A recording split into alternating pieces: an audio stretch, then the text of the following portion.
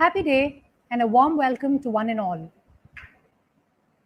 When the going gets tough, the tough get going is often heard proverb.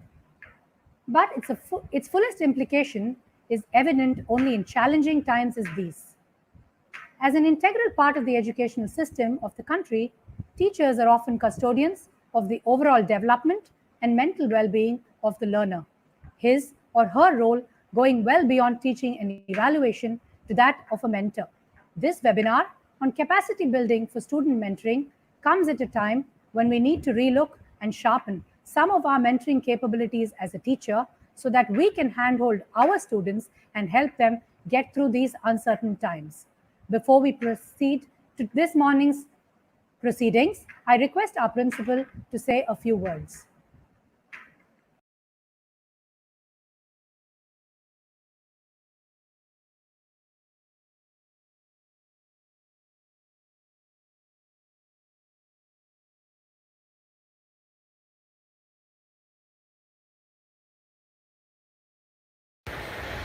Happy day. On behalf of M.O.P Vaishnav College for Women, I deem it a pleasure and a privilege to welcome you all to this faculty development program offered as a webinar by our resource person, Ms. Meena Dilip. This is under the auspices of the Undergraduate Department of Business Administration, and it is on the topic Capacity Building for Effective Student Mentoring. I am very happy that the UG Department of Business Administration has come up with such a useful topic, because when the new normal is going to be all different from what we have been seeing so far, I'm sure student mentoring shall become a very, very important thing. And I'm sure to equip all faculty members in that regard is going to be a great plus. I welcome you all once again to the webinar. Thank you.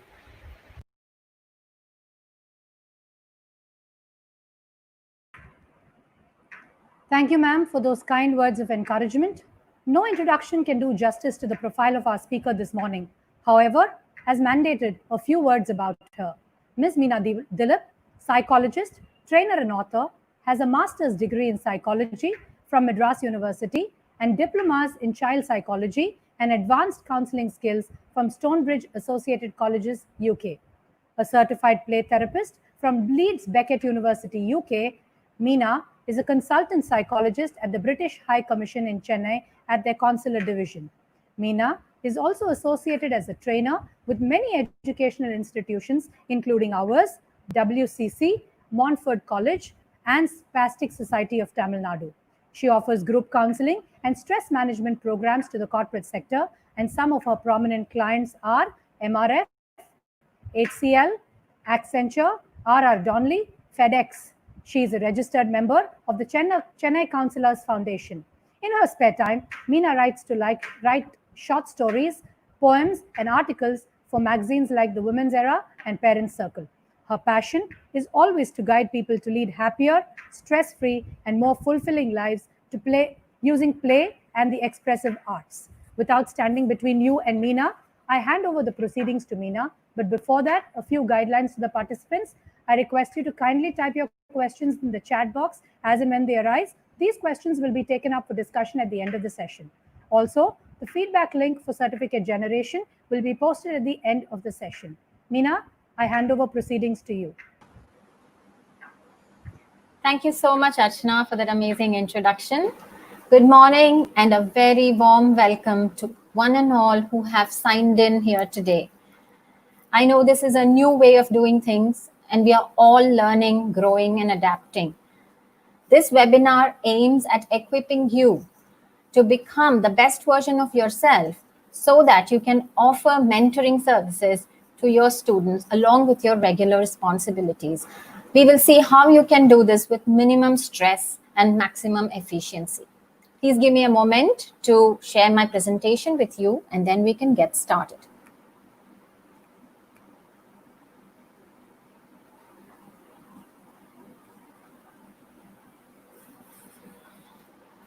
I hope you can all see the presentation. To begin, I'd like to give you an overview.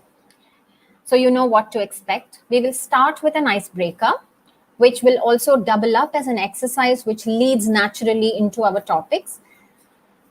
The webinar is designed in 2 segments. The first focuses on developing emotional resilience in the face of adversity to support your students. So this entirely focuses on you as an individual. We will take a short break in between when we will do a small exercise and activity, which will again lead us naturally to the second segment of the program, where we will discuss the actual nitty-gritties of mentoring students who might be facing emotional difficulties or burnout or any other anxiety-related problems or whatever it is, the whole spectrum of emotional difficulties and confusion and uncertainty and so on because of the COVID-19 and its aftermath. Finally, I'll summarize the session for you and then open the floor for questions. In the meantime, as Archana ma'am mentioned, if any of you have questions or doubts, please feel free to put it down in the chat window and send it over. We have our admin who would be looking at all the questions, and if there are similar questions, she will consolidate them, and at the end of the session, she will share it with me so I'll be able to answer them. Now let's get right into it. I hope that you have a pen and pencil and a paper ready. If you don't, now is a good time to grab one. We're going to start off with a small personality test. This is an interesting exercise. It is based on the concept of subconscious symbolism. What this means is that all information that we pick up from our environment gets encoded in our long-term memory in the form of small images or symbols. Using this test, we're going to try and tap into that subconscious reserve and identify certain key elements or traits in our personality. This is a first step to developing some amount of self-awareness. You need to understand 2 ground rules before we begin. It's a very simple test. How this works is, I will call out the names of some simple everyday objects. And what you need to do is try to capture the first thing that comes to your mind and draw it. Please don't panic if you don't know to draw very well. This is not a drawing test. Rather, focus on capturing that first symbol or image that rises in your mind as soon as you hear the word. Even if your drawing does not resemble the object in real life, it does not matter. As long as you know what you have drawn, that is what is key in the interpretation. Coming back to the ground rules, there are 2 things you need to remember. 1, please draw only the object that I'm asking you to draw and nothing else. And 2, draw only one instance of the object. For example, if I ask you to draw an egg, then I would expect you to draw only an egg, not a chicken or an omelette. Also, just one egg would do, not the whole basket. I hope the instructions are clear. Now let's get started. The first object you're going to draw is the moon, Chandamama. Don't overthink it. Draw as spontaneously as you can. The second object you're going to draw is a snake. Again, don't overthink it. Draw the first image of a snake that flashes in your mind. The third object you're going to draw is a coconut tree, Nariyal ka ped. I know this takes a little bit of time, so I'm going to hold on and give you the time that you need to get your drawings done. Please do the exercise because then it would be an enriching experience for you.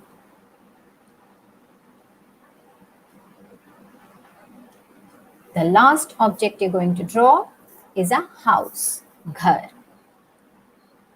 I repeat, for anybody who might have missed, the 4 objects that you're drawing are moon, a snake, a coconut tree, and a house.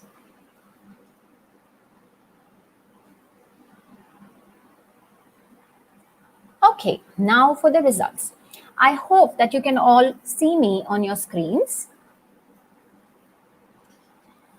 Now I'm ready to give you the results. Have a look at your drawing and see how many of you have drawn a full round moon like this.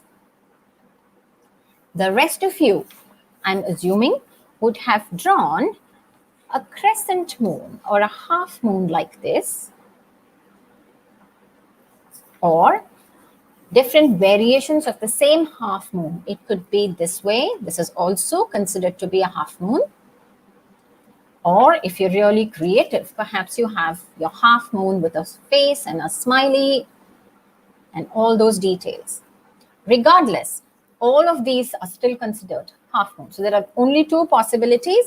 You either have a full moon or you have a half moon. Now, what does this mean? Research shows that people who draw the full moon tend to be optimistic by nature. They have a tendency of seeing life as if the glass is half full. These are inherently risk takers. They like new experiences and they enjoy variety.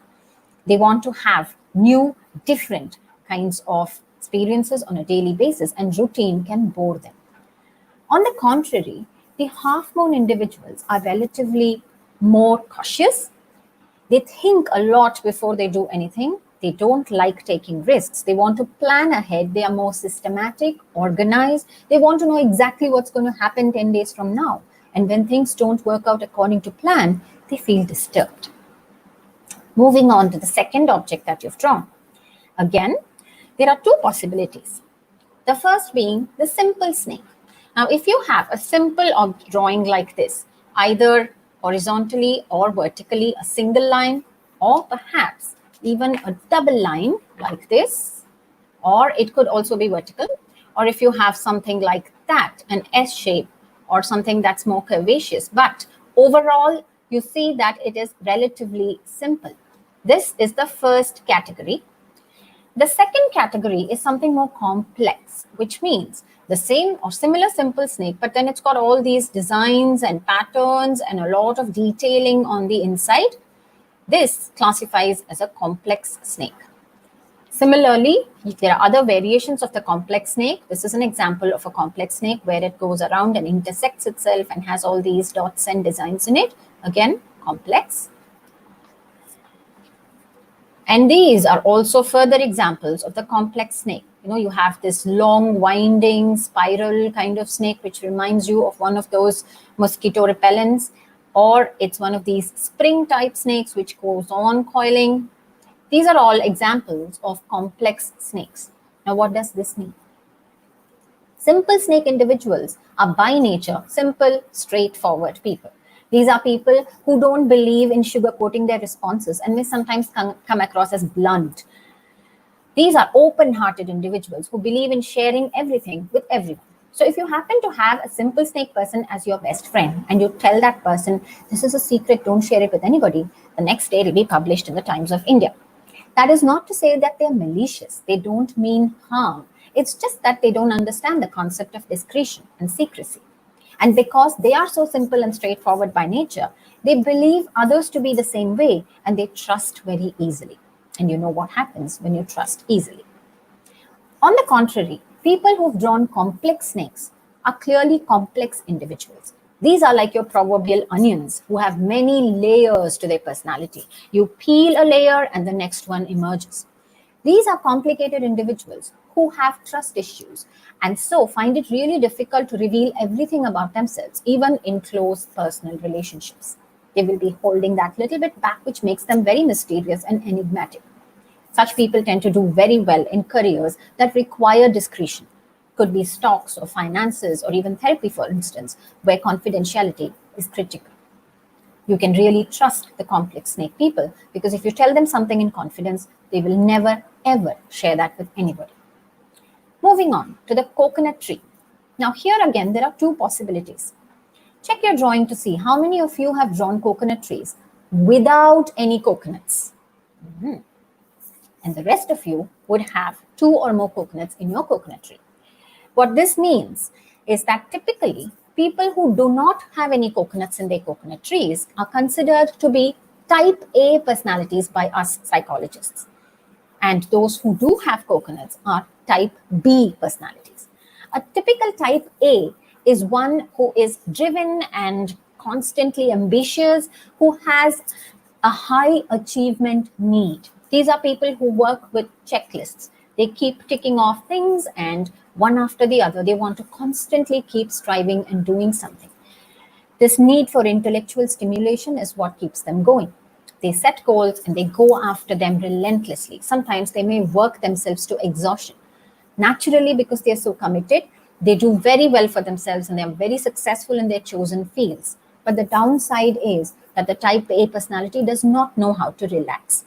Because of this, they could suffer from stress-related health problems. On the contrary, the type B personality is very relaxed, laid back. And these are people who will never push themselves beyond their limit. They know how to have a good time. They know how to let their hair down and say, this is it. I'm not going to push myself beyond this. The plus side, of course, is that they lead very calm and relaxed existences. But the downside is that sometimes they may not utilize their potential to the fullest. They might limit themselves before they reach their complete potential. Again, in relationships, the type A personality is go-getting. If there's a conflict, they want to take the bull by its horns, they want to solve the problem and move forward. But the type B is more passive and they don't want to confront the problem. They want to just sit back and wait for the problem to work itself out. Finally, your fourth drawing, the house. Again, two possibilities. How many of you have windows in your house versus those who don't have windows? So I really am not interested in the doors and the chimney and the pathway leading up to the house, but it's the windows which are critical. Either you have them or you don't. So people who do have windows in their house are usually open to change, open to new experiences, and are free and welcoming in letting people into their lives. These are also people who wear their emotions on their sleeve. That means one look at their face and you know exactly what's going on the inside. On the contrary, people who do not have any windows to their houses might be a little closed. They might hesitate before they let people in, and they have perfected the poker face. A tsunami of emotions might be boiling on the inside, but on the surface, they appear really calm and unruffled. Now take a moment to look at your own drawings and reflect on how much of this is true for you. Let me tell you right here that this is by no means a description of you as an individual. We have barely scratched the surface. We have only looked at 4 traits, and we are made up of thousands of such traits. Again, if we were to compare the drawings of all the people who have registered and signed in right now, I guarantee that no 2 drawings will be exactly identical. That just goes to show that we are all unique and different. And our personalities are as different as our fingerprints. Having said that, if you actually look at it from a broader perspective, fact remains that all of you have drawn the same 4 elements of a moon, snake, coconut tree, and a house. This goes to show that we are all connected, and there are certain common threads, elements, difficulties, concerns, which bring us together here today on this platform. This test is also the logical first step in starting to introspect and explore ourselves and begin to understand ourselves as we begin on a journey of self-awareness. With that backdrop, let's get into the first part of today's program, and that is, how do you work on developing emotional resilience in times of adversity? As we saw from the test, we all need to work on ourselves as a first step before we start to think about helping others. That's why there is this saying which goes that charity begins at home. What does that mean? You need to work on yourself, fix any emotional difficulties that you might be having in here before you can look outside. The very first step to do that would be to start reflecting on your own feelings, especially in the current context of the COVID-19 crisis. Ask yourself, how have you been impacted? Each and every one of us has been impacted.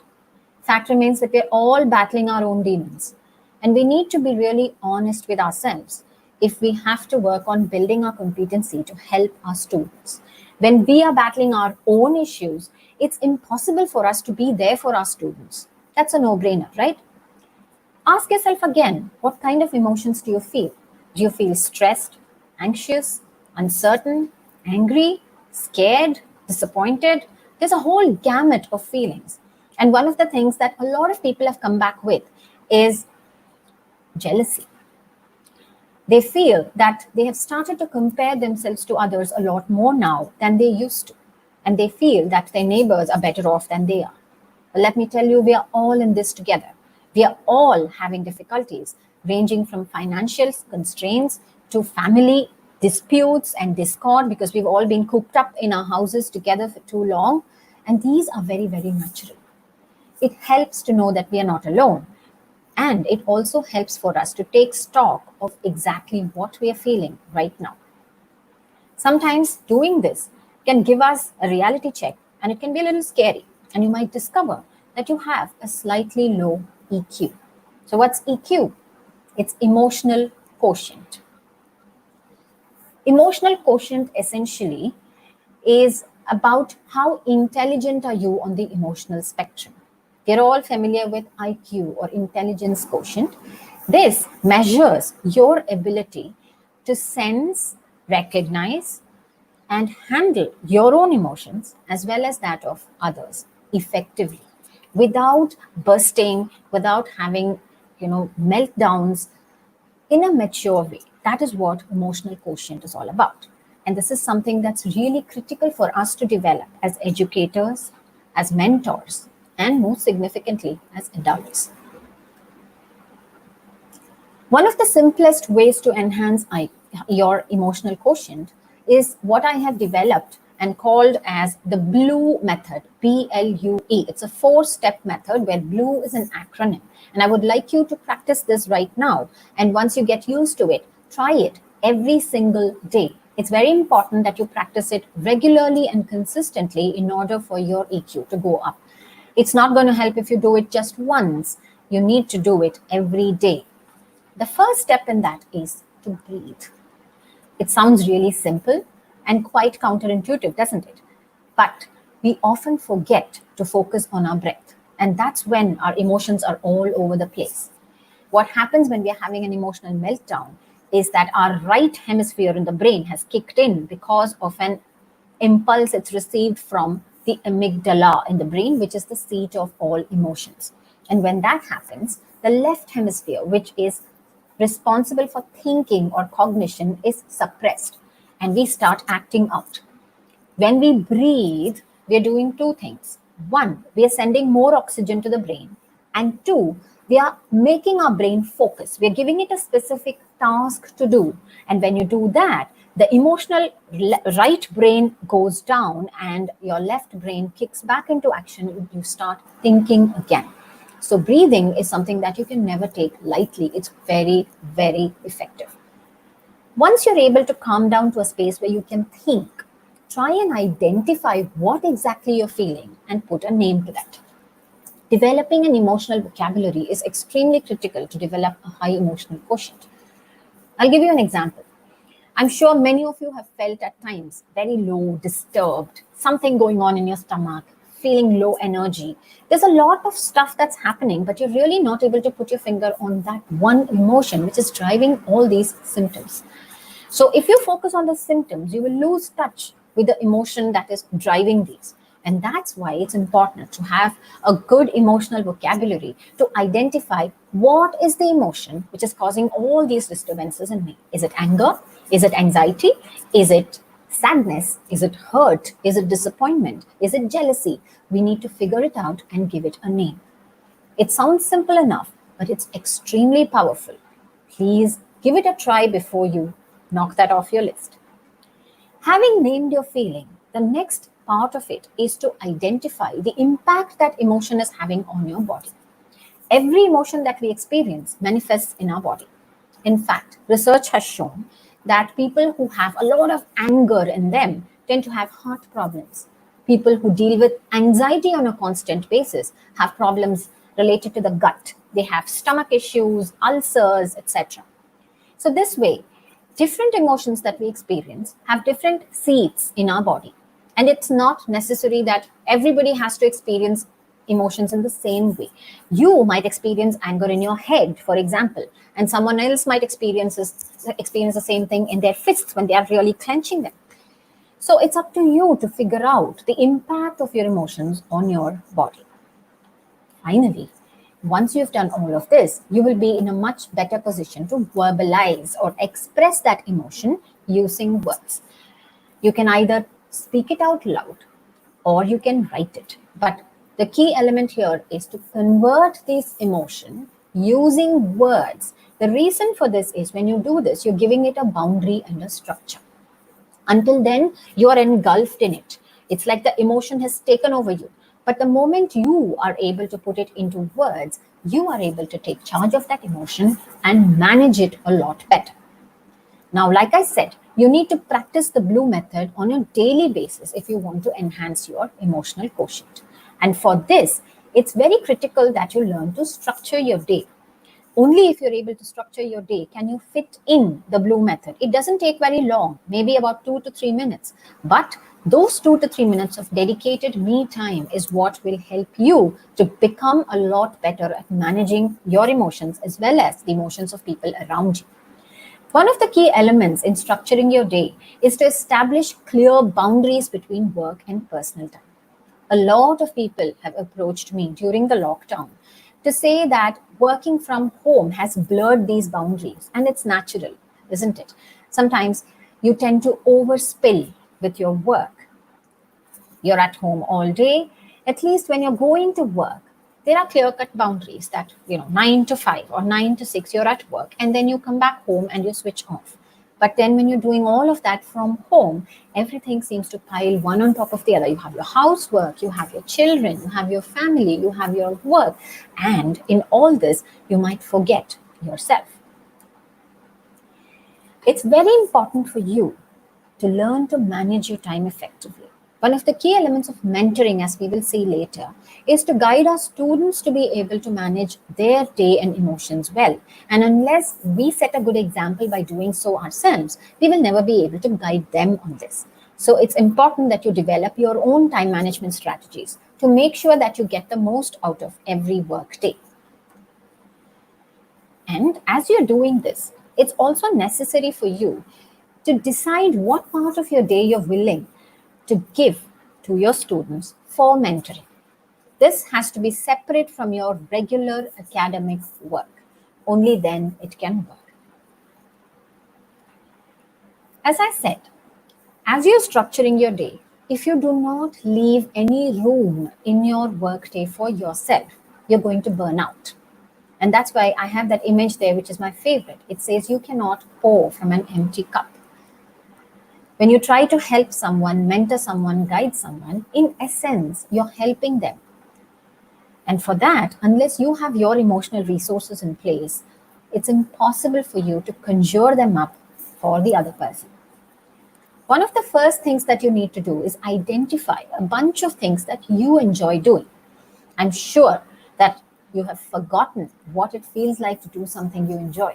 It's time now to reinvest in those activities. And once you decide what you want to do, make time every single day to do at least one of those enjoyable activities. Even if it is for just 10 minutes, it will change your world.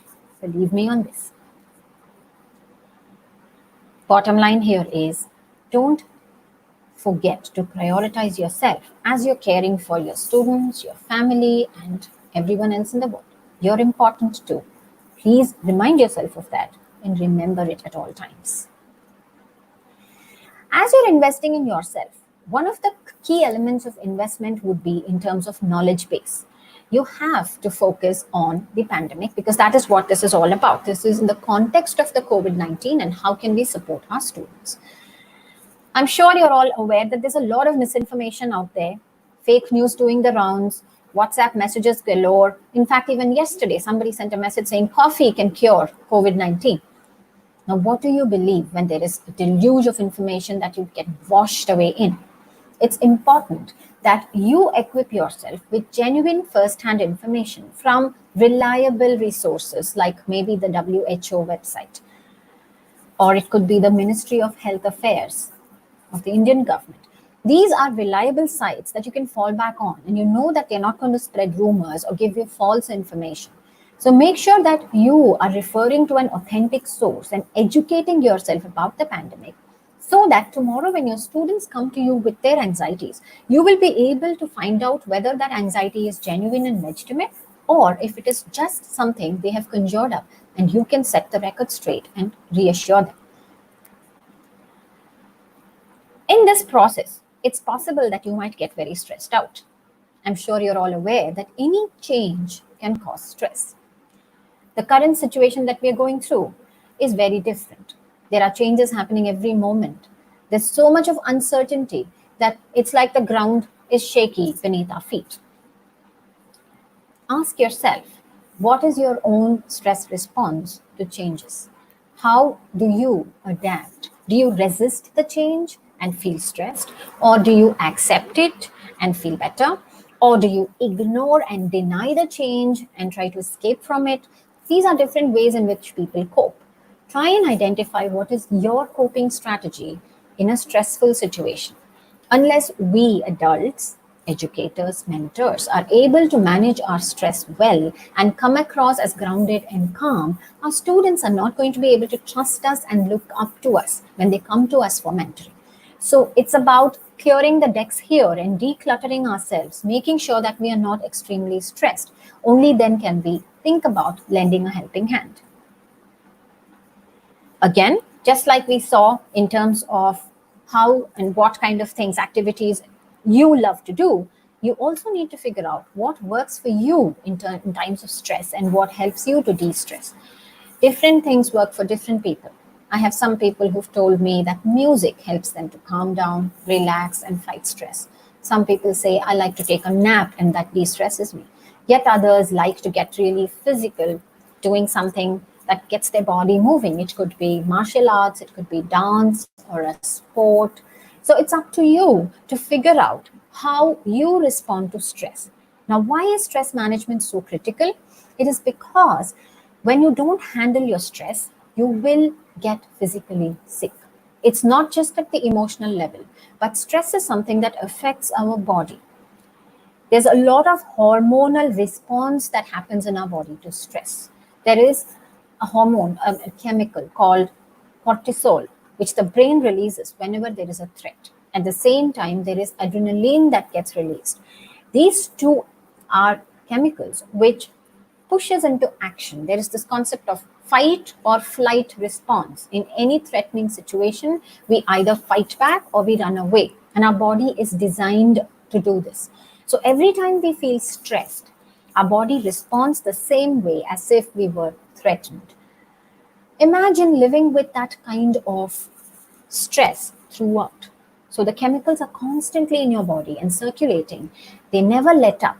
And these are really strong chemicals. It's like being high on caffeine 24/7.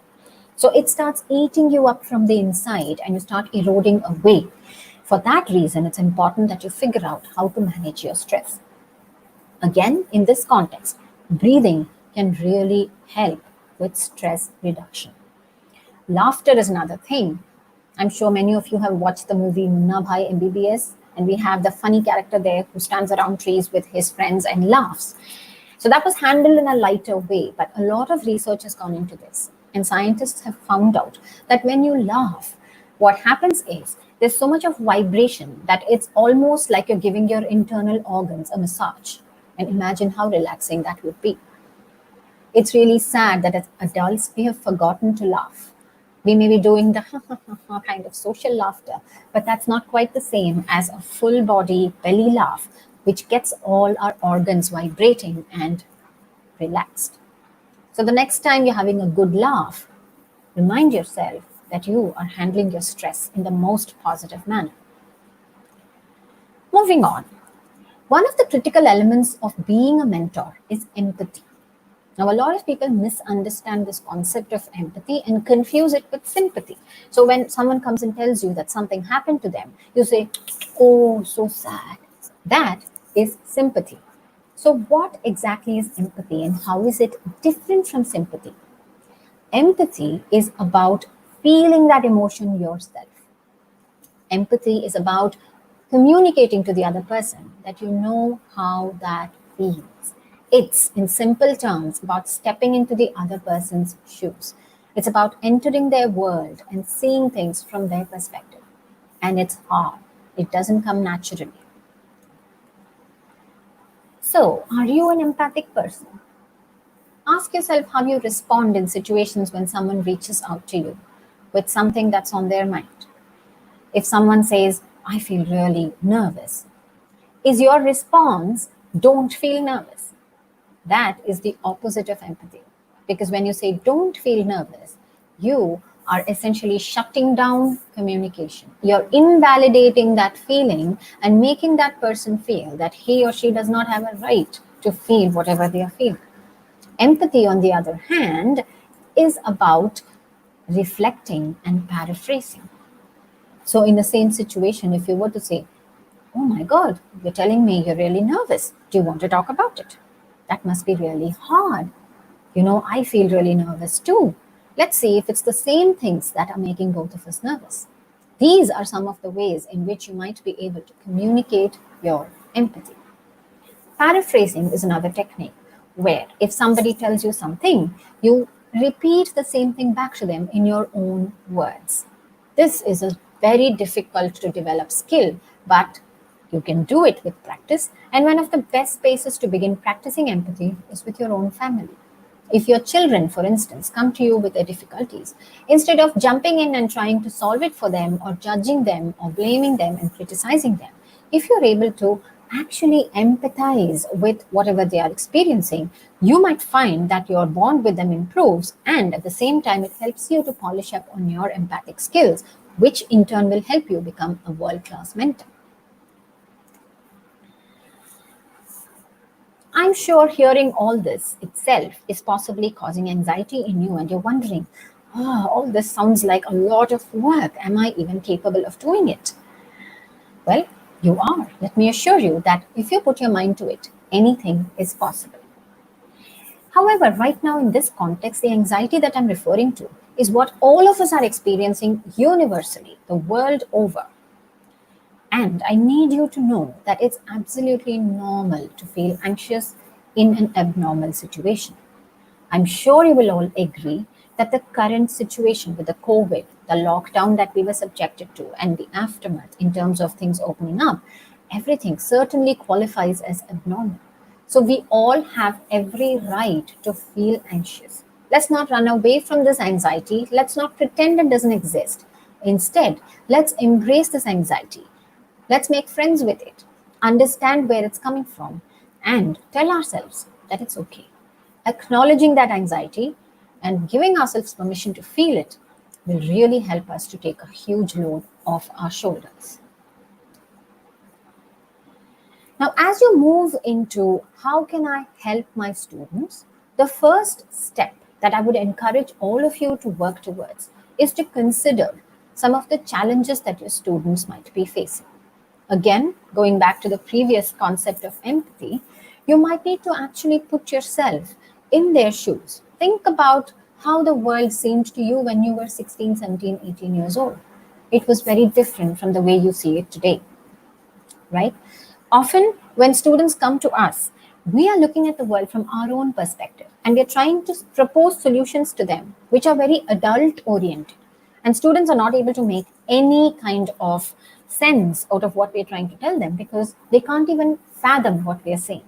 Many times, teenagers cannot even think in abstract terms.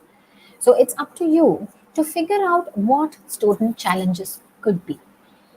From my experience, I can tell you one of the biggest challenges that students face is relationship difficulties.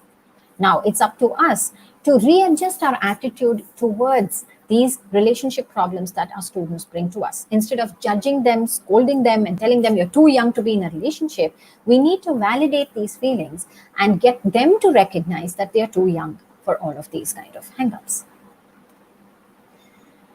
We all agreed, right, that all of us are anxious and reactive. As adults, if we can be so anxious and reactive, our students are still young and impressionable. So naturally, they need our support. Our students are going through the same situation as us, no doubt, but the way they perceive the world is extremely different.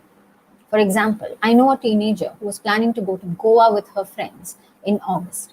Now, with all the lockdown and the post COVID requirements, many events have been cancelled, and this is something she had been saving up for nearly 2 years. Now that the event has been cancelled, she's broken, she's gone into depression. For us, it may seem like not a big deal. We'll say, it's okay, so what? It's cancelled now. Next year it'll happen again and you can go. But for that child, it feels like the whole world has come crashing around her because she's waited for this event for 2 whole years. She's cut corners, saved up from her pocket money. She's done a lot. She's sacrificed a lot. She's worked hard, got good grades because her parents had promised to send her only if she clears all her exams with certain grades. She did all of that. So much of effort went into it for nothing. So you can imagine the level of disappointment and the level of depression that the child will be experiencing because of this. But you can do this only if you're able to literally step into that child's shoes and see the challenges, how hard it has been, and how bad the disappointment is. For this reason, we need to become warmer and more open to understanding what exactly our students are facing. Having made this decision to start mentoring your students, one of the first steps towards the process is to enable them to reach you. But before that, you need to figure out how you need to be contacted. Now, suppose you were to give them your phone number. Students, they're teenagers. If they warm up to you and connect, they might end up calling you at 2 a.m. and 3 a.m. And that's not what you would like. Instead, perhaps you want to keep the boundaries very, very clear. You might tell them that this is my email ID and you can reach me on this ID with problems that you have, and I will try my best to assist you, guide you, and help you. Alternatively, you can share a WhatsApp number and tell them that they can WhatsApp you at any time, but you will respond as soon as you see the message. That way, it gives you the time and space that you need to get to those messages in your own time, process them at your own pace, and respond in the most appropriate manner. So these boundaries are really critical for your emotional health.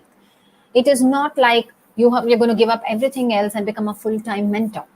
And obviously, you cannot be on call 24/7. You're not a suicide hotline for your students, right? For that reason, you need to figure out what part of the day works best for you, what mode of reaching you is most convenient for you. So again, going back to one of the earlier slides where I told you to prioritize yourself, keep yourself as the center point and then work from there in concentric circles as you figure out how exactly you want to enable your students to get in touch with you. Having done that, make sure you're able to give your contact information to the students and let them know that you're available after hours or during certain periods of time in order to help and mentor and guide them. Explain to them that this is for non-academic support. That's when you demarcate it as a mentoring program.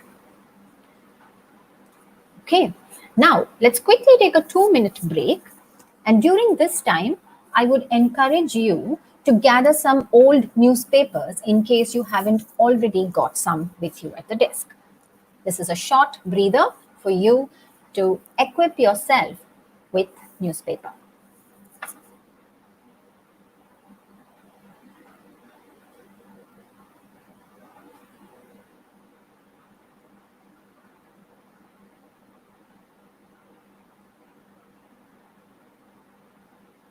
Trust that you've all come back with the newspapers in tow.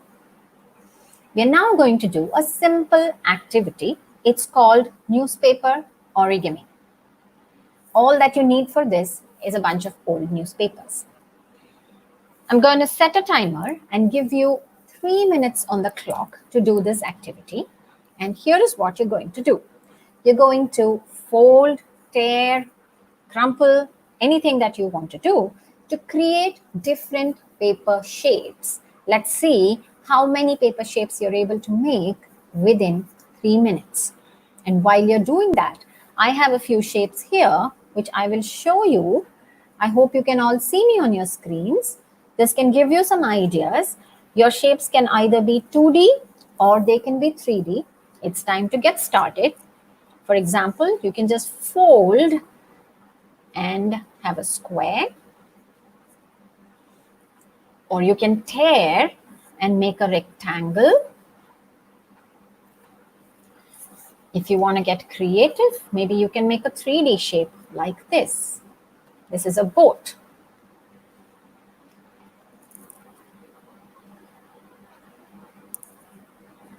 I have more shapes coming up. This is a rocket, courtesy of my teenaged son. He made this for me.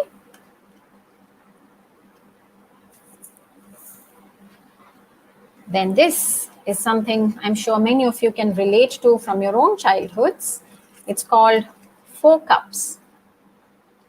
It's a slightly complex 3D shape, but very satisfying to make. You can even crumple if you're not very creative and make a ball, paper ball. That's a shape too, counts. Or fold and make an envelope like this.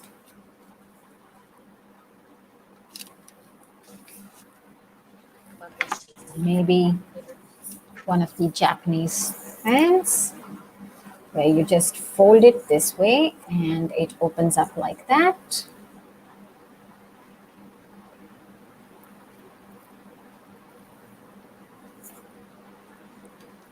Another variation of the rocket. This is more like a plane.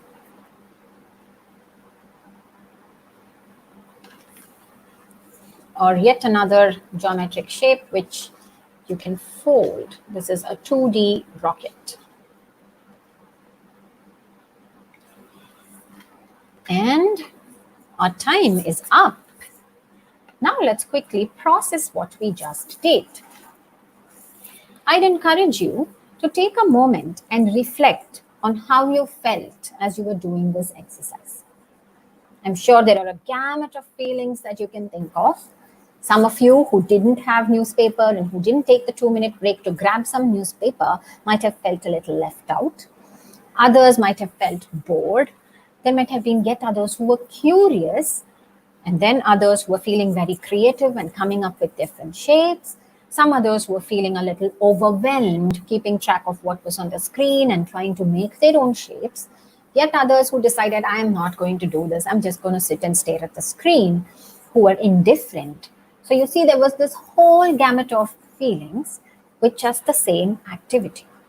This is because feelings are dynamic and volatile, and especially so in adolescence. If as adults we could go through this whole gamut of experiences and feelings just like that in a jiffy, imagine what our teenage students would be going through given the uncertainty around us. With that backdrop, let's get into the second segment of today's program, and that is a step-by-step process of how do you go about mentoring your students.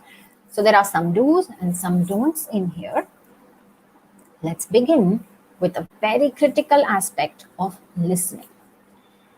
I'm sure all of you would claim that you listen. Of course we listen when our students come to us.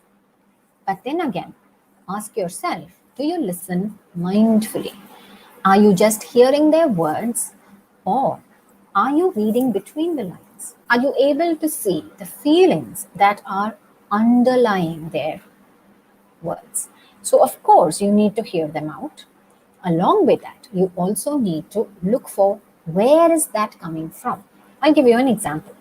If a child comes and tells you that I'm absolutely not able to concentrate, instead of trying to fix the problem by saying, oh, okay, maybe you can try mindfulness exercises or take this tablet, it improves memory and retention and attention and so on, it might help for you to explore the reasons behind the lack of concentration, because what has been presented to you using words at the surface level is just a symptom. Let's not focus so much on the symptom, rather let's try and identify the root cause. So in a situation like that, if you were to ask the student, oh, I understand you're not able to concentrate, would you like to tell me more? That's a very open-ended question. That could help to draw the student out and tell you that there is so much of difficulty at home. Parents are fighting and yelling and all the time ready to tear each other's hair out. I don't know how to sit and study.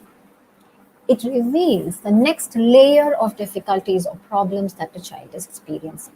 So this is not just about the child having an attention deficit or an inability to concentrate, but you discover that it is more environmental.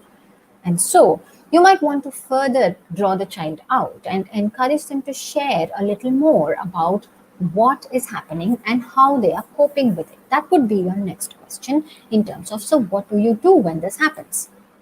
You get the drift, right? Most critical thing here is try not to frame a response in your mind even before the child has finished talking. It's what we do many times, not just in our conversations with our students, but even when we are speaking to other people. There are times when our mind is constantly conjuring up the response to whatever is being said, and that takes away from mindful listening, which makes us focus more on how am I going to respond to this or reply to this rather than what is it that this person is trying to communicate. So that is where we need to be very clear that we are trying to genuinely understand the situation, get a feel for what the person is experiencing, and not necessarily have a predetermined response ready. Sometimes we don't even need to respond. That's not what our students are looking for. They just want a patient listener, someone to hear them out, a sounding board, so to speak. And that's why asking open ended questions can be so very critical. Moving on, empathize. We already looked at what empathy is, asked ourselves how empathic are we, and saw that one of the best ways to empathize is to reflect and paraphrase. So that's what you would do over here to demonstrate your empathy. When someone tells you, look at the image there. If a student tells you that there's so much going on around me that I'm overwhelmed, you might want to validate that feeling saying, yes, it can be really overwhelming sometimes. And paraphrase and listen actively by saying something along the lines of, what I am hearing is that there's too much going on around you and you're feeling overwhelmed. That is how you would reflect and paraphrase. And having done that, if you were to pause, the child would fill in the blanks for you and give you more details of what exactly is going on in that environment. And by listening actively, you will be able to grasp the significance of why the child feels the way the child feels. And very important, we are not here to fix their problems. We cannot save the world, and we are not Dr. Fix It. True, we may be their mentors, but it is not our place to try and solve their problems. So you don't necessarily have to feel pressured to come up with a solution for their problems. They will figure it out themselves. All that you need to do is listen, ask the right questions, and encourage them to start thinking about their own solutions. As you do this, you will build their confidence. This is a big problem that I have found among students today. They're very low on confidence. Their self-esteem is low. They find it really difficult to make decisions on their own because they doubt themselves so much. As mentors, I think it's really critical for us to start nurturing their confidence. We can't build them up just by saying, yes, yes, you can do it. That's very superficial. The real way to do this is to be able to hold their emotions safely.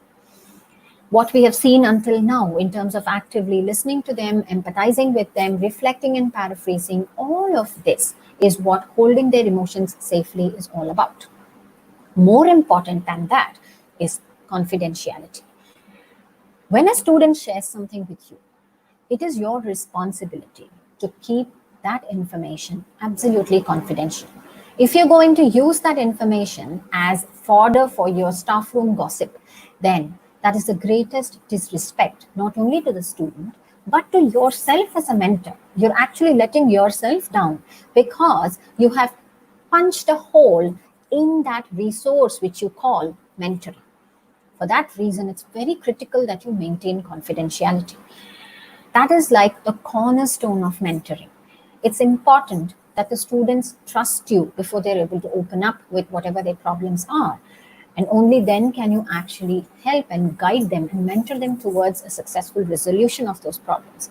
So unless you're able to hold all of their emotions and all the information that comes to you in a secure way and inspire trust in them, this process cannot work. Try not to make their decisions for them. On the contrary, encourage them to make their own decisions. There may be times when a student will approach you and ask you, ma'am or sir, what should I do? It's really tempting to propose the solution right there and give them a decision. But it's not your place to do that. And I'll tell you why. If you did that, in essence, you would be taking responsibility for the outcome of that decision. Tomorrow, if the child actually follows whatever you tell them and things don't quite work out, they might come back and question you and tell you, you told me to do this and that's why I did this, and look where I am now. That's a huge burden of responsibility to carry. We are not omnipotent. We are not gods. We are human too. We need to acknowledge that. And at all times, remind ourselves that we are not here trying to fix their lives. That is up to them. We might sit in that navigator's seat temporarily, guide and mentor them in whatever possible ways we can. But our responsibility is in empowering them to make their own decisions. And the best way to do that, again, is to ask them questions. So, again, going back to the situation where the student comes and says, "What should I do?" You might want to reflect and say that, "I notice you're really confused. You're not sure what to do. And you feel that I might be able to provide a solution." And hold it there. If the child asks again, "Yes, please tell me what I should do," maybe you can explain to the child that it's not your place and tell them that it would be very easy for me to suggest something, but hey, this is your journey, and I feel you're the best judge to make that decision. I will be here to support your decision in whatever ways I can. However, the basic decision making has to be yours. So that way, you put the ball back in their court and you do not carry this huge sack of responsibility for things going wrong. So, in essence, what you're going to be is just a sounding board. You're not here to solve their problems. You don't have a magic wand that you can just say, "Gee, boom, ba," and fix all their problems or make them go away. And you need to communicate this to them that you're not here to solve their problems. Mentoring is not about problem solving, mentoring is about empowering them to solve their own problems. One thing which can be very concretely plugged in to what you're currently doing is to say that you are not here to solve their problems.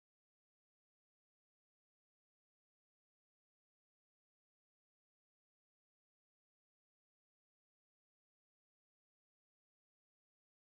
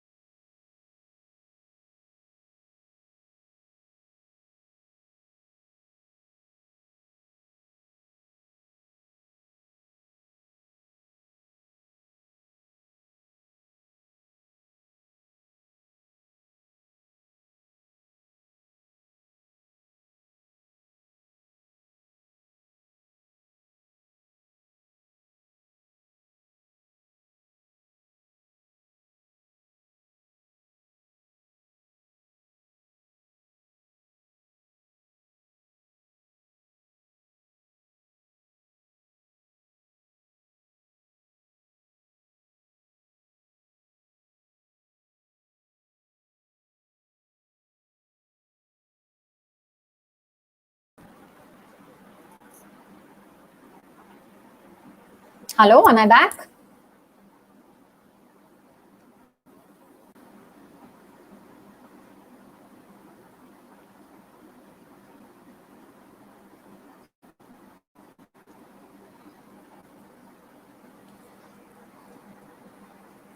Sorry about that. Internet difficulties, please excuse.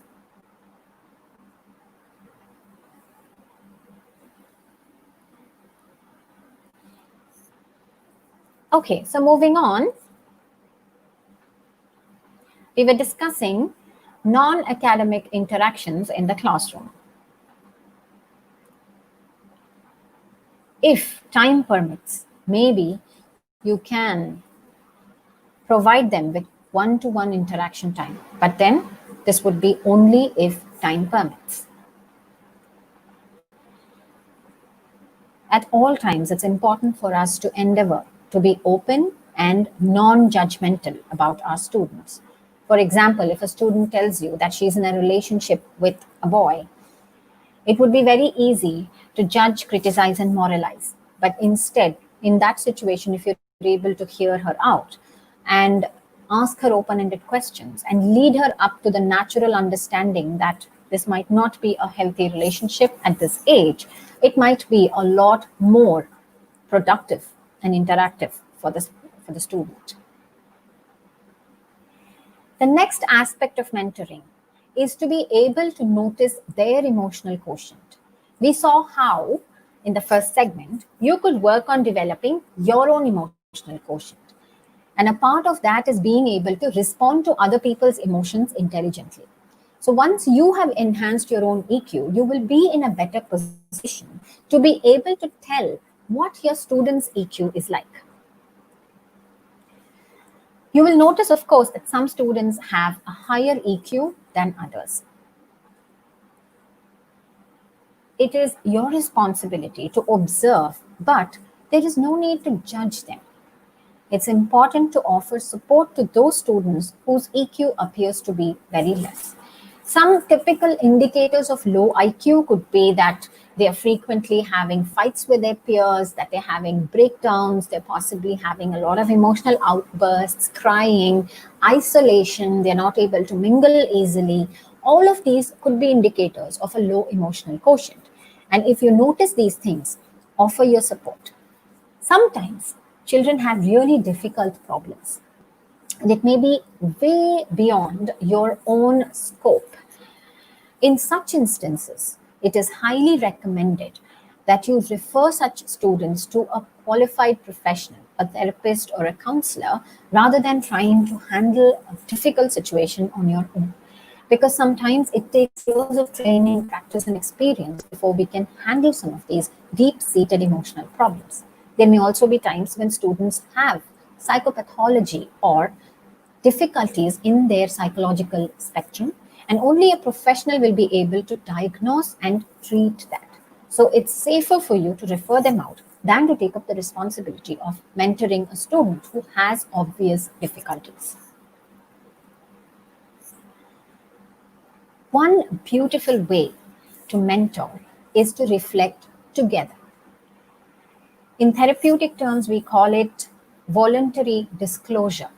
Not everybody is comfortable with this. So you need to know whether you are one of them and that you're okay with sharing aspects of yourself with your students. If you're okay with it, that would humanize you. What this means is many times our students put us on a pedestal. We are like this guru, we are sitting on top of that high chair and they look up to us. They might even look at us with disdain and hate us. The whole spectrum works. But at the end of the day, if they are able to look at us and notice that we are human too, they might be able to bring us back on the path of understanding and understanding that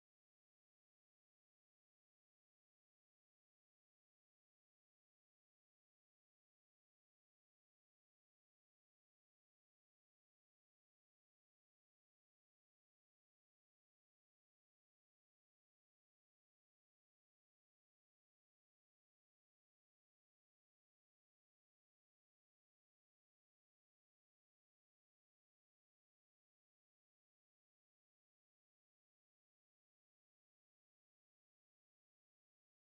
human too. Psychology that we cannot really count on at all times. All of these are very problems. And when you talk about this and reflect it together with your students, they will be able to see you as a human. They'll be able to understand that you have feelings too, and they will be less judgmental about you. That will make you feel much more comfortable in your own skin, and it's a mutual or a two-way street where you're able to be there and support one another. Make sure that when you're mentoring students, you offer your support in reasonable ways. What this means is, A, It shouldn't burn you out. It has to be within limits and boundaries which are safe for you as well as for the child. You don't want to reveal too much about yourself. That would make you their friend. You don't want to be their friend. You can be friendly, but you cannot aim to be their friend. You will always be their teacher. You need to remember that and maintain that boundary at all times. Second, you also need to make sure that you don't overstep your limits, that you don't try and work on something that is way beyond your league and your training and your capabilities. If you sense that it's a problem that you cannot handle, be humble to refer them out. You might either want to refer them to a senior within the college, or you might want to send them out to a professional therapist. That is a call you would make depending on the severity of the situation. An important aspect of mentoring is social projects. Teenagers seem to love the concept of doing something together as a community. Of course, with social distancing now, doing something in the real world, online or offline, is really hard. But you can always think about ways in which perhaps you can create opportunities online. Maybe you can ask them to share their stories, or you could try and create a platform where all students come together and donate their old clothes, something along those lines, which gives them this sense of purpose and makes them feel as if they are part of something that is much bigger. This, in many ways, helps them to feel gratitude for the things that they have. It also takes them away from their own emotional difficulties and being caught up in that, because it gives them perspective. It helps them to take a step back and look at the world from a more reasonable sense or perspective or viewpoint. This is my favorite slide. Advice is easy. It's the only thing in the world that is free. Believe it or not, it's really toxic. When we advise somebody, the inherent assumption we are making is that we know better than them.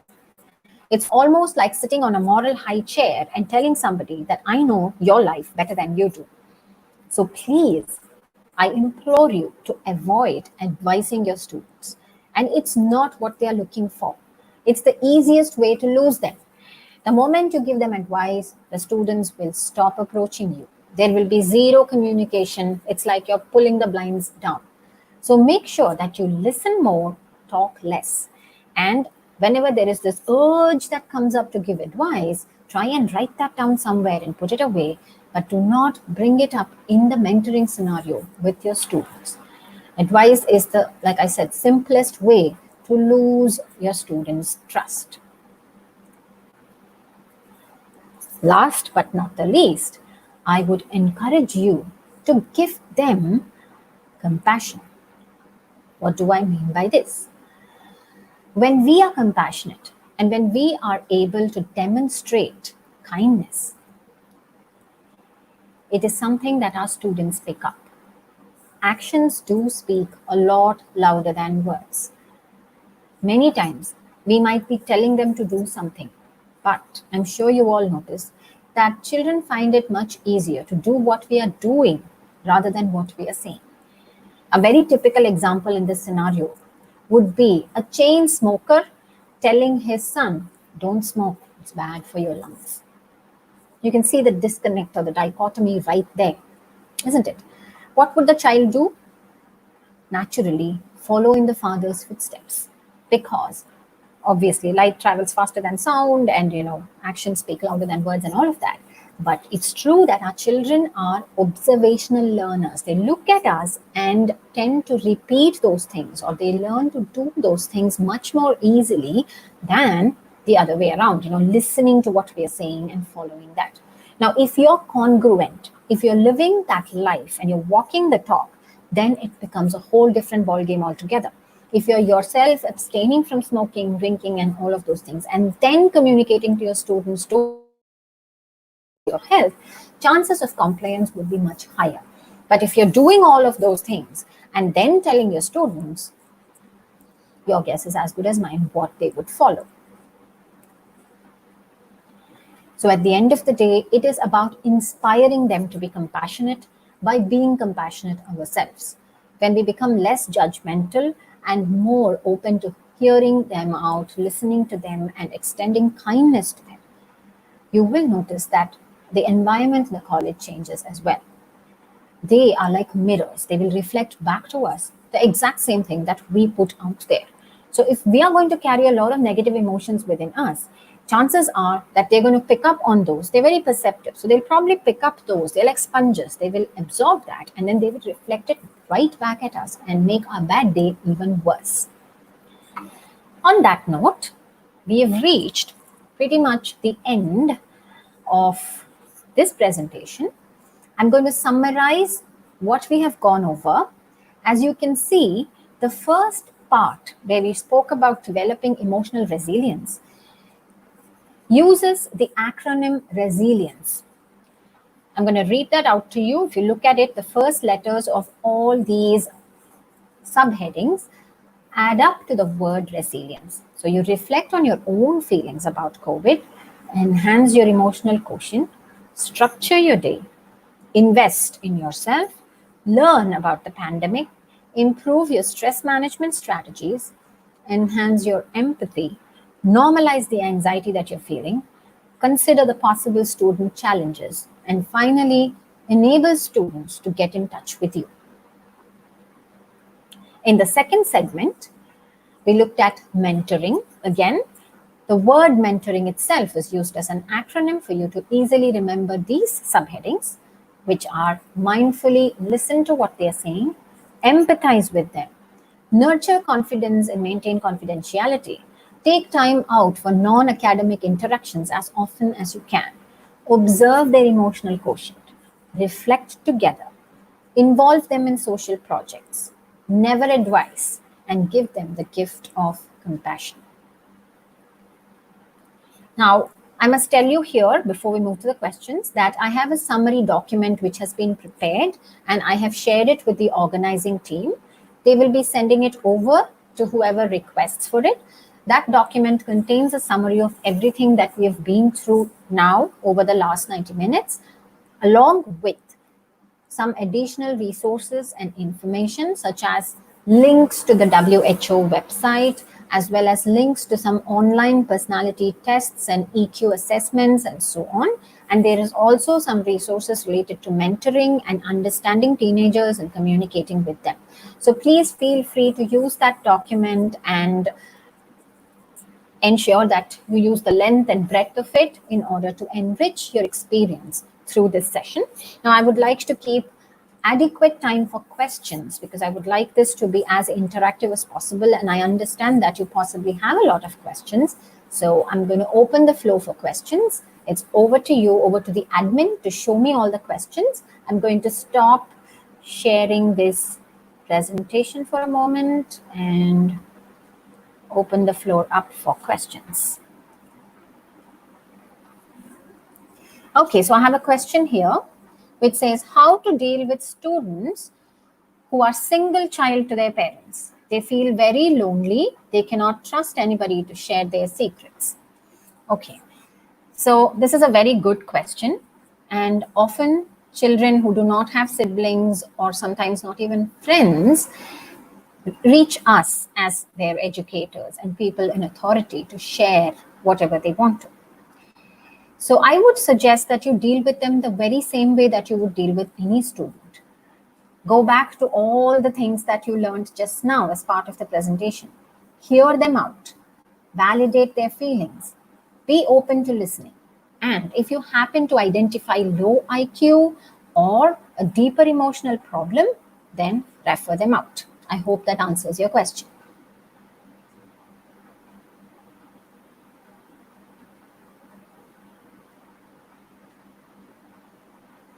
Okay, so I have another question here. How does physical exercise help in building mental and emotional health? Again, a very good question. I'm not sure how many of you are familiar with what happens in the body when you move it. So any physical activity essentially releases endorphins. These are feel-good hormones. And these are like our body's natural painkiller. And the more endorphins we have, the better our physical as well as mental well-being. Remember, I told you what happens when we are very stressed. There is cortisol and adrenaline in our system, and these two together are really harmful chemicals. If they continue to stay in our bloodstream for a very long time, they can turn toxic. When endorphins are released in the body, they counteract the effect of cortisol and adrenaline, and it's like a natural detox. That is how physical activity or exercise helps in building both physical as well as mental and emotional health.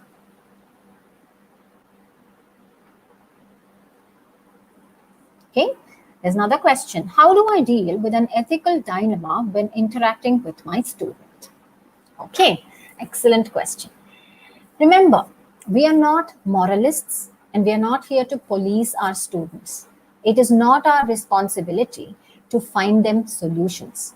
So if they come to you with an ethical dilemma, it's best to hear them out, reflect that back to them, and ask them what they might want to do.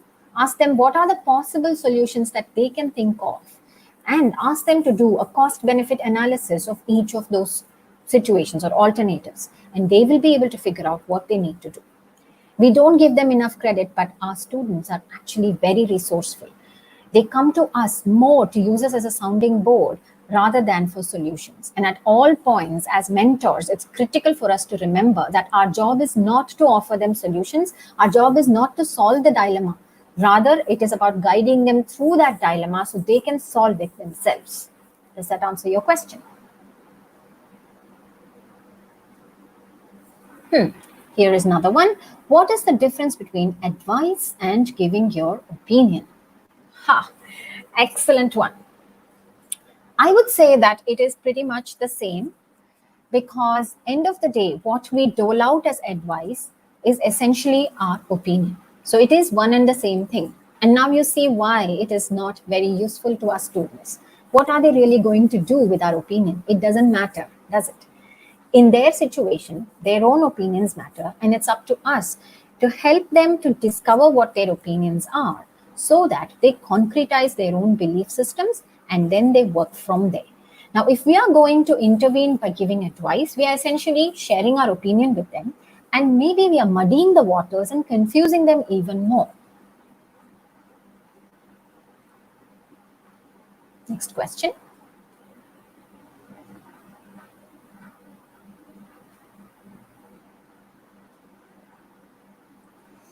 How do you handle indifference, which is now very common among students? We know they need some kind of intervention, but are not very receptive. Yes, I hear you. In fact, this is one of the top concerns that most college lecturers face. What we need to understand is that indifference is a front, it's a shield. It does not really mean that they don't care. They want to show off to the world that they don't care. They want to come across like they are unperturbed and absolutely not ruffled. But in reality, they may be going through this whole turmoil within. It is up to us to slowly win their trust. We cannot thrust ourselves on them, and we can't force them to seek our help. And it is not our place to put ourselves there and say, I am your mentor, come to me. It is about opening that door and keeping it open, and it's up to them whether they want to approach us or not. Does that answer your question?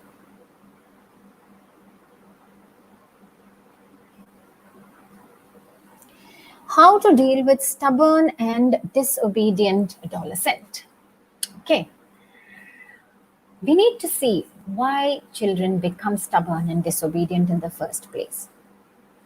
Many times, this acting out is also a front. It is their way of shielding themselves from the world and keeping themselves safe.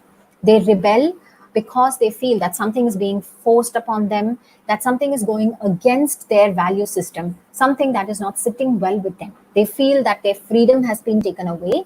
They feel that whatever you're saying is not good for them. So in some way, they look at us as their enemies. So the first step in dealing with this is changing that perception. It takes time, effort, and a lot of sustained patience to be able to connect with our students in a way that they are able to reach out to us, without giving up on our dignity and self-respect. It is not about agreeing to them. It's not about saying yes to their demands, but it is about developing positive resilience within ourselves to be assertive and communicate that assertiveness to them in a way that they are able to understand that we mean business.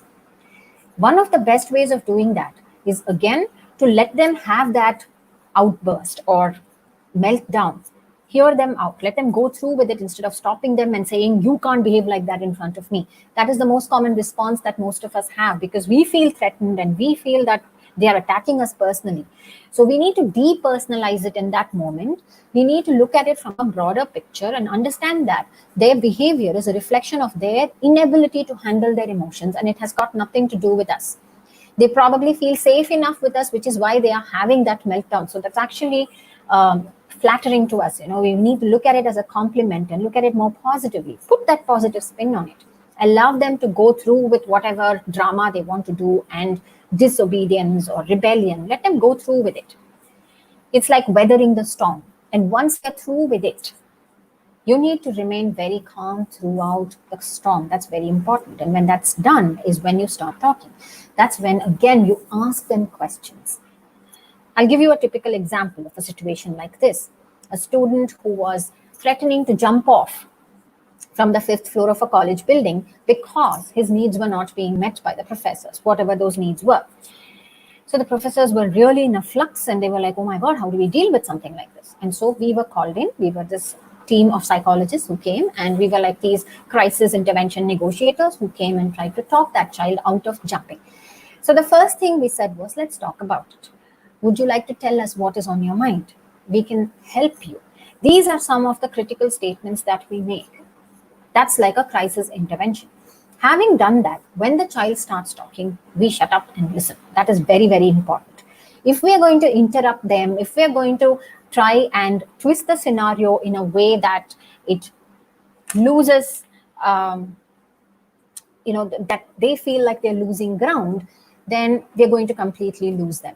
So we need to assure them that we are here to listen and that we really care about them. And when they are speaking, we need to really keep quiet and listen.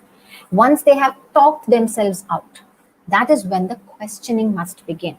Again, it's only open-ended questions along these lines, saying, I'll go back to the example so it's easier to understand. Oh, I have another question. Can you hold on? I'm not done with this one yet. So essentially, going back to that example of the child, he said that he was having problems with his parents and that they were forcing him to do something that he was not interested in. He had been pushed into a course against his wishes. So when we heard him out, we basically said that we would administer, we asked him whether he would be interested in taking a career profiling test. And he said yes, and we offered to administer that to him. And when we did, we discovered that his interest lay in biology rather than engineering that he was doing. We then intervened with the parents and we were able to bring a resolution to that problem. So this was a very high level issue where psychologists were involved, career profilers were involved, the parents were involved. You may not need to do this degree of intervention, but the first few steps, the first stage, so to speak, remains the same. Yes, I'm now ready to take the next question. How can young academicians be sure that they are mentoring their students right? And in your experience, does the generation gap between senior faculty and the Gen Z interfere with mentoring? Okay, again, a very good question. I personally believe that age has nothing to do with your ability to mentor, whether you're just starting out or whether you've been in the field for 25 years, unless you have worked on yourself and you're very sure that you genuinely want to support your students with mentoring, you will not be able to do it, first of all. Now, having made that decision, you need to be sure that you understand the core principles of mentoring. Mentoring is not about shaping and molding them into something that we think we want them to be. We have to take ourselves out of the equation completely, and the focus has to be on the student. We can never go wrong with listening. So whether you're an academician who's just starting out in your career or you've been in the field for donkey's years, it doesn't matter, so long as you start from this solid foundation of listening more and talking less. Does that answer the question?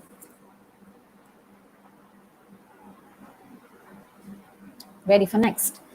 How to handle mood swings of adolescence? Well, I would say it's the same philosophy here also. First of all, we need to understand that we are not their parents. We are their educators. And if they are constantly having mood swings, we need to inform the parents that there might be something medically wrong. It could be hormonal, or it could be something like a bipolar disorder which is undiagnosed and we don't know. And as academicians, we may not be in a position to make that call. So it might be worthwhile to flag it off to the parents in the first place. Now, if this is constantly happening in a classroom setting, it might be worthwhile to have a chat with that student, call them and explain to them that you understand that they're going through something. They may not be willing to share that, and you're fine with it. But you would request them to maintain certain decorum in your classroom and that certain behaviors are unacceptable. You can also offer to help and support them if they are interested. You can tell them that they can come and reach you at a particular time and space or in a certain format if they would like help, but that this kind of behavior in the classroom will not be appreciated. So there is nothing wrong in communicating with them that certain behaviors are acceptable and certain other behaviors are not. That just goes to show your maturity, emotional intelligence, and assertiveness. So, by all means, tell them, but tell them in a way that they're able to grasp it rather than a top down approach where they're saying, don't behave like that in my class. That's not going to work. Rather, validate first by saying, I can see that something's really troubling you. It bothers you, and I know that you're upset about something. But your behavior is not helping. It's coming in the way of my class. If there's something you would like to talk about, I'm here for you. You can approach me after class hours, but I request you not to engage in these behaviors during the class time. And teenagers are quite, they're old enough to understand this. And when you communicate with them this way, by showing them respect and not giving up your own dignity, they will respond positively.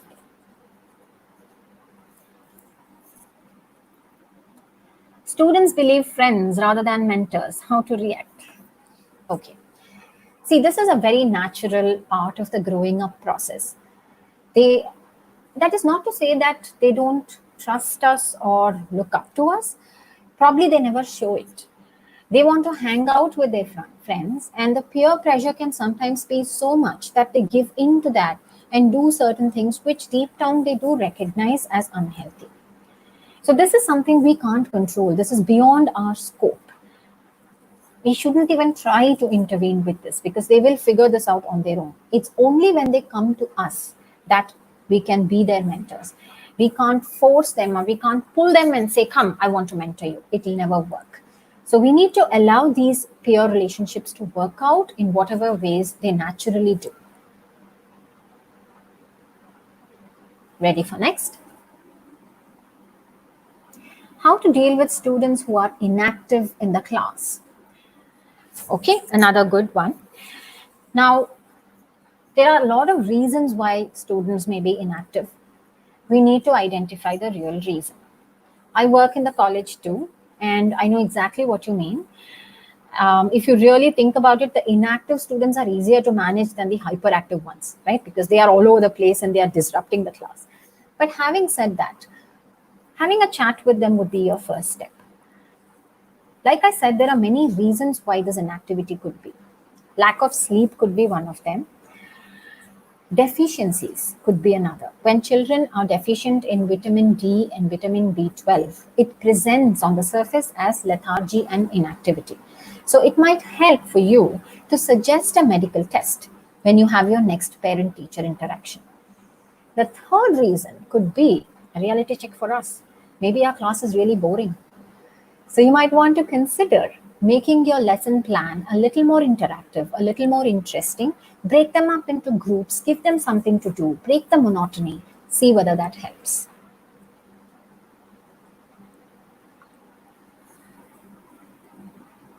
What is the secret of your knowledge and your charismatic? Oh my God. Okay, this is asked by a Yogi Rajnikant disciple. Okay, I really don't know how to answer that. I guess I'm just blessed. Thank you very much. That's a very good compliment. You just made my day. So it's 12 o'clock. I would like to ask the organizers if we can continue with the Q&A for another 10-15 minutes, or would you like to close?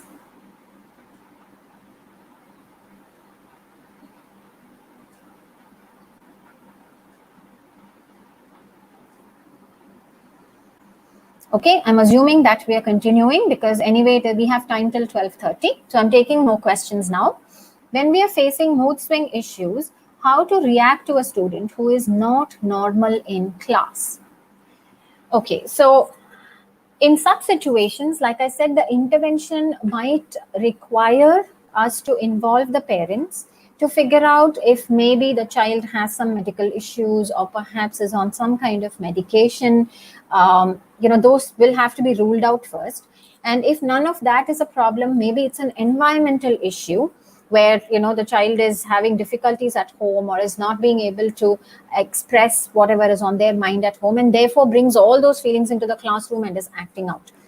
Now, one way to do that would, of course, be to call the child out and offer to mentor them if they are interested, willing, and ready to work through it. But if they are not, then the best thing to do might be to escalate that to the next person, your superior, or to the principal in the college, so that the necessary interventions can be done to handle it. Because at the end of the day, classroom management is also important. We are not only their mentors, we are doing this above and beyond our role as their educators.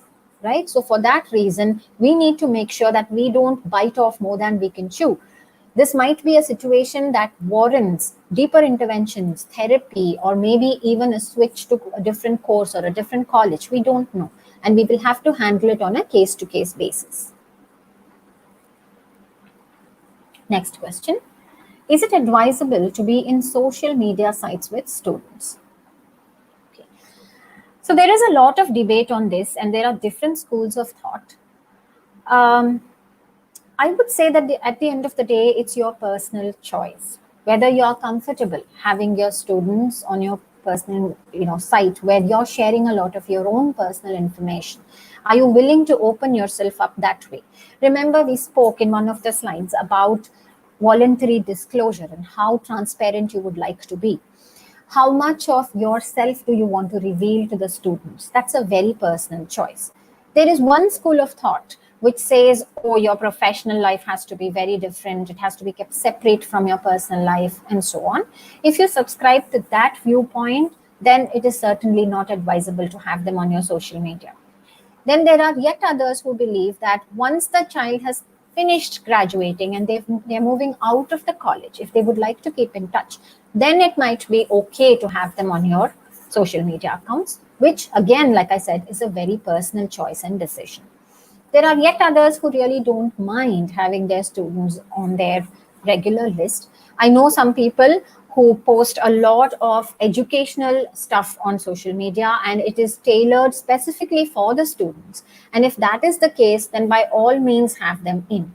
So it's that balance that you have to strike between your personal information and how much you want to reveal, or you can have privacy settings and create groups in your own social media where you share personal information only with your family and friends, and you keep your students in a different group called acquaintances or students or something where you expose them only to the publicly shared material. So again, it's a personal choice, and I hope that it answers your question. Some students are in a different world. For instance, they never follow personal grooming, and how do I deal with them? Okay, now this is a very critical question, I would say, because given the social media storm and how much adolescents like to groom themselves and how much they want to look good, this could be a red flag to indicate depressive disorder. So if you find that a child is very ill-groomed, it might help to look into that child's background to understand whether there are depressive tendencies. Again, involve the parents, have a medical test done, and have it done through the college. Instead of it coming from you, you could possibly escalate this and involve the management so that someone in authority can suggest it. So parents will also take it seriously and go ahead and do the necessary testing, assessment, and if required, interventions. It's quite rare for children to be ill-groomed, and if they are, then it's up to us to intervene. Now, if there is no pathology involved and it's just laziness, then maybe having personal effectiveness programs like we do at M.O.P Vaishnav, where we teach them about grooming, we teach them about hygiene, that could go a long way in kind of opening their eyes to the fact that, hey, I have a body that I have to take care of, and it will help to groom and stay clean.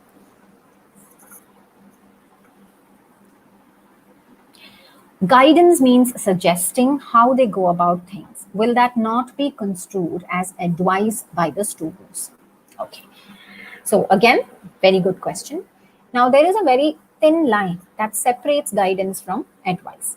Now advice is where it is unsolicited.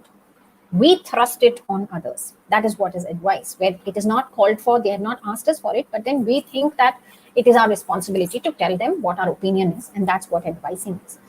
Guidance happens more in the academic context. Now, if a child approaches you with how to do something related to your subject, you will teach them how to, and you will tell them to go about it saying you should do this first and this next. So it's instructive in nature. When we talk about mentoring, the guidance in the context of mentoring is very different.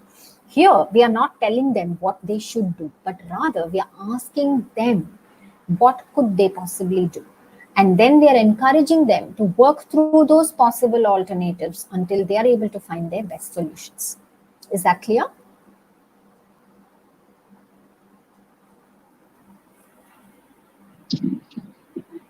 Thank you, Meena, for that splendid session. It was very enlightening. Thank you for patiently answering all the queries.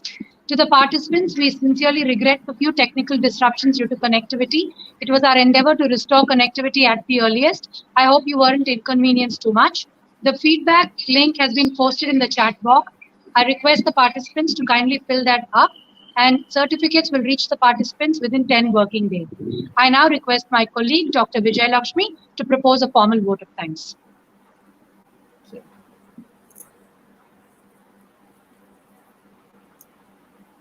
The satisfaction that accompanies the successful completion of any task would be incomplete without mentioning the people who made it possible, whose consistent guidance and encouragement crown the efforts with success.